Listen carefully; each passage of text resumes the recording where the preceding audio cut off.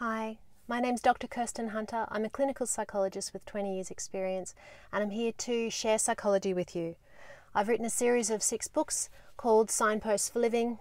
You see them? And they cover the expansive clinical areas.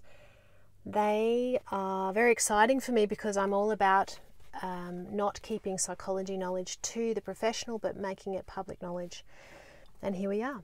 So I've been asked by people to jump on and talk about oppositional defiant disorder. I would have got there, but this is fast-tracked.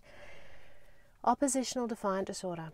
So basically, this is in the area of child behavioural issues, child psychology, and a lot of clients present because they're really struggling with a child of theirs with regard to parenting. Oppositional defiant is when the child is basically behaving in a way that the parent can't manage. The behaviour is not caring about authority. They're doing what they want. They're trying to have a lot of power in the family. They're resenting being parented, basically, and the parent is at wit's end. They love their child, but they're really not liking their behaviour.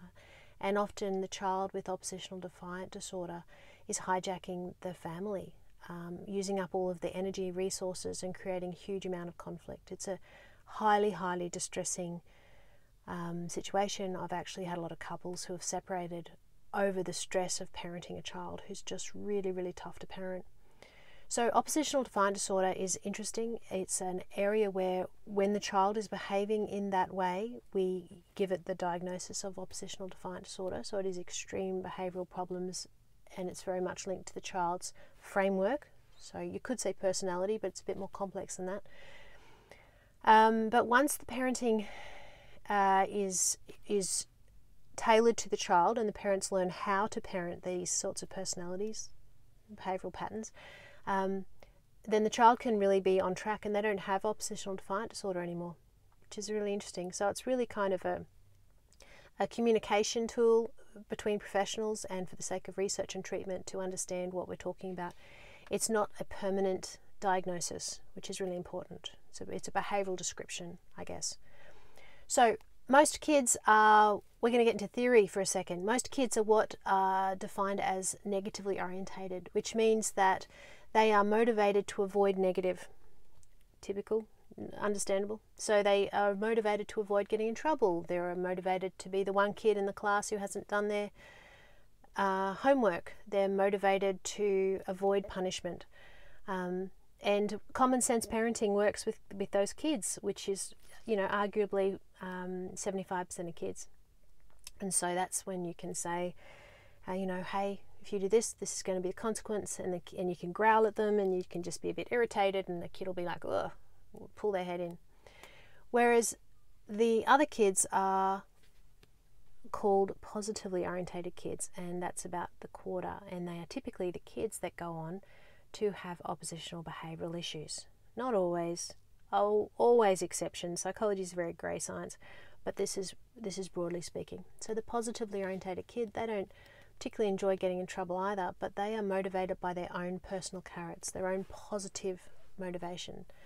And so they kind of prescribe to themselves rather than the parent. They will decide for themselves, do I want to do my maths homework? Do I want to behave well? Do I want this? Do I want that? And they very much think for themselves. And it's not that the negatively orientated kids don't think for themselves, but with regard to behavioural choices, the negatively orientated kids really do pay attention on the parental input, whereas the positively orientated kids, not so much. They very much think about, what do I want to do? Johnny does what Johnny wants, the kind of saying. So there's a lot more to this. There's enormously a lot more to this. But basically, common sense parenting really doesn't cut it when you've got a kid with oppositional defiant disorder, when you've got a kid who does dance to their own beat. And parents have to learn how to get into their head and learn what their currency is. And unfortunately, common sense parenting often gets it wrong. So I've kind of opened a bag of worms here. I haven't given you all the answers, quite simply because it would take me an hour and it would take me a session, and I need to know your family. But I just want to give you a little bit of a taste of what we're talking about with oppositional defiant disorder and how to get around that. I actually do go into how to manage it in these books with great detail. So if you're interested, jump online. So my website, kirstenhunterauthor.com, you can buy the books. You can also buy them on any of the standard platforms. And as I said, the books go through with detail the parenting book. So there's 6 books. Let me explain, 6 books. So the first one is Control Your Consciousness. Then we've got Understanding Myself. Then we've got Mindfulness and State of Flow. We've got Understanding Others. And 5th, we've got Parenting, which covers this topic.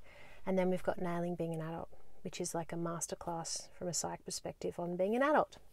So yes, if you want to jump on, grab the books, Signposts for Living, or jump on my website, and there's a whole lot of free resources there. There's a boot camp, there's newsletter, there's blogs, there's the podcasts, Signposts for Living with Dr. Kirsten Hunter, and we get into lots of conversations with special guests, lots of psychology there, which is really cool.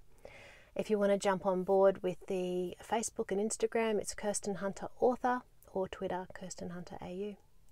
All right, well, take care, and I'll see you later.